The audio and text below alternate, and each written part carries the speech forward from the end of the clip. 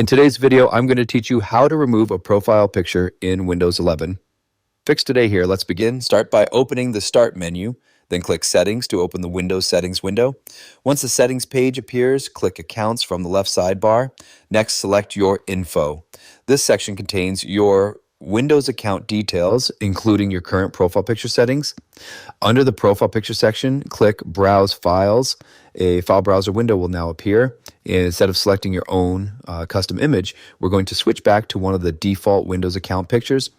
Inside the file browser, open your Windows C drive. Next, locate and open the Program Data folder. If you do not see it immediately, make sure hidden folders are visible in File Explorer. Inside Program Data, open the Microsoft folder. Now find and open the folder called User Account Pictures. This folder contains the default profile images used by Windows 11. If you cannot find the folder manually, you can also use the search box at the upper right corner of the file browser and type user to help locate the User Account Pictures folder faster. Once inside the folder, you'll see several default user images provided by Windows.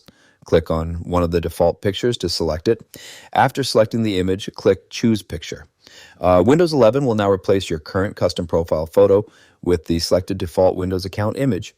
Once the change is applied, return to the Your Info page and confirm that the profile picture has been updated successfully. You'll also notice the updated image appearing in other places across Windows 11, including the Start menu and the sign-in screen. If later you decide to use a custom photo again, simply return to the same Your Info section and click Browse Files to select a new image from your computer. But for now, since the goal is to remove the current custom profile picture, using the default Windows account image is the fastest way to reset it back to the standard profile appearance.